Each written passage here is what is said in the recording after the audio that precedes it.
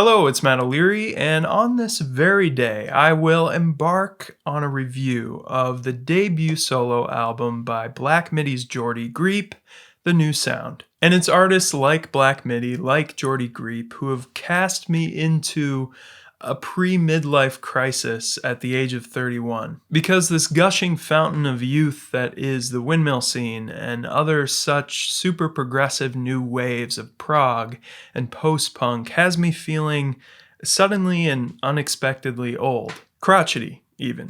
I must confess that I haven't been the biggest, most avid Black Midi fan, and at least some of my cynicism for the band I feel like comes from that sort of get off my lawn attitude just rising up in my soul for the very first time. But I'm also not the biggest fan of anything resembling post-punk in general, where I feel like delivery and style and attitude and personality and lyrics often take precedence over melody and harmony. So I haven't personally been head over heels for Black Midi, but just looking at them in the landscape of music and art, intellectually, I get it. I appreciate it. Kind of like how I appreciate an intense thriller or a suspenseful horror movie, but I'll probably never watch it again. If you're not familiar with the album by now, it's super idiosyncratic musically, and just in a nutshell, it's very densely orchestrated jazz fusion with a heavy dose of Brazilian and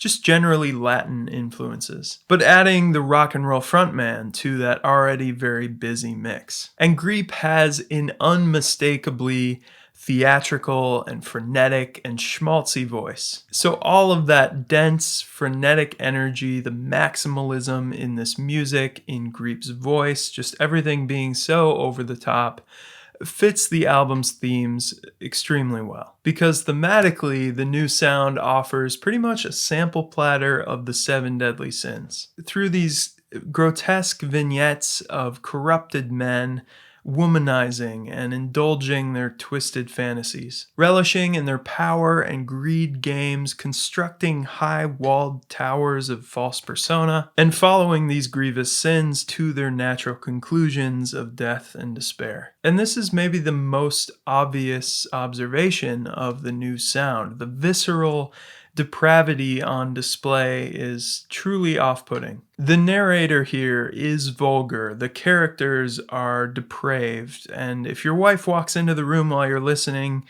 she may be concerned. And yet there are numerous ways on this album that Greep's talent, his artistry, is undeniable. At a minimum, I think what Greep does exceptionally well on this album is sell these characters through very precise, very dramatic vocal performances. And through the massive dynamic range of the album too, which just ebbs and flows with ridiculous grandiosity. The manic energy and the personality of punk with the snobbiness and skill of jazz fusion. The song Walk Up is a fantastic example with its jazzy swagger that just eventually swirls out of control. There's a little American accent skit of drunken banter at the end. Holy Holy is a similar formula with a funky, swaggering groove that just descends into absolute madness. I love the frantic guitar work on the song, the playful hand drums, and the bridge is one of the best musical moments of the year for me. I mean, he's just going on this huge rant. He's speak singing, but he's also singing with little tunes and melodies here and there.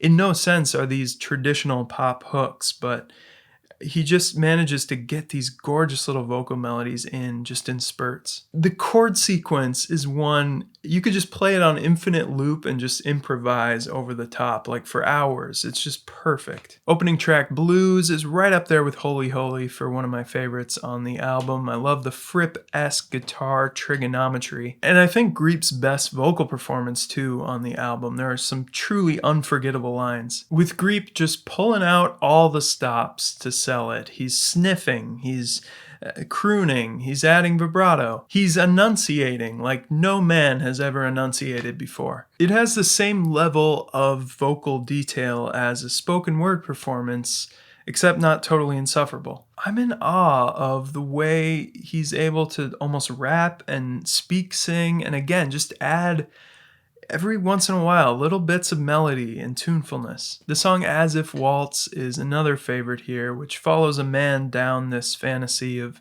falling in love with a prostitute because he's been corrupted to the point where he really stands no chance getting an actual real relationship. Instead, imagining what it might be like to experience true love through the unlikeliest source. And the music follows this pitiful man's imaginings to perfection, just vacillating between this crooning waltz section. And then these verses, which on one hand are like Steely Dan jazz pop, but also have this kind of 90s alternative edge to them. And just musically, the way that waltz section sort of ebbs and flows in tempo really makes the 4/4 beat of that other part really hit harder. As a fan of progressive rock, of just progressive music generally, stuff that's super wittily and complicated, it's a true joy to see this kind of music slide into the mainstream, or at least the alternative mainstream. And the playing here is really stellar. Like, they are not faking it. And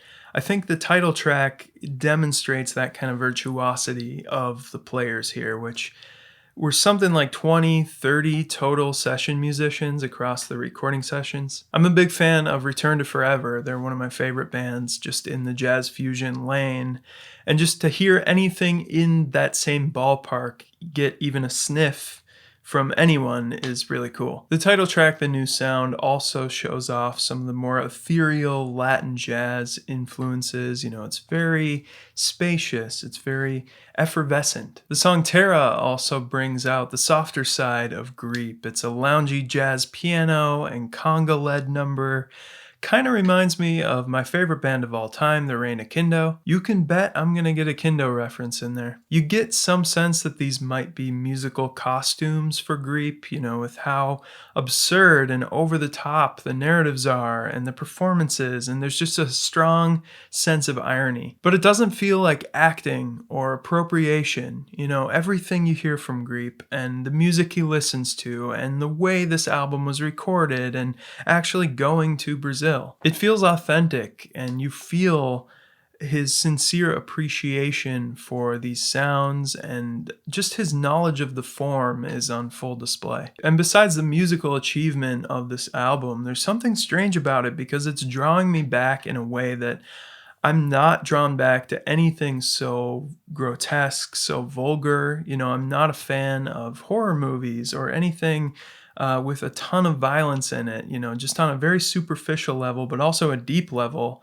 That is not my thing. But he makes you feel conflicted about the characters. It's complicated. It's not just like these people are despicable. There's also just like a little ounce of sympathy you feel for the characters in their plight and their corruption. And the nuance and the complexity of that experience is a great feat. So I'm finally on board for Geordie Greep and his new sound. This is one of the most fun and just exciting listens of the year so far.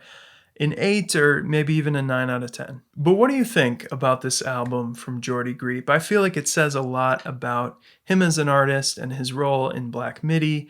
But for those who are more into that band, I'm interested in your thoughts. Or if you're totally new to Geordie Greep, then yeah, let me know your impressions. If you haven't yet, please like the video and subscribe to the channel. And as always, thank you so much for watching.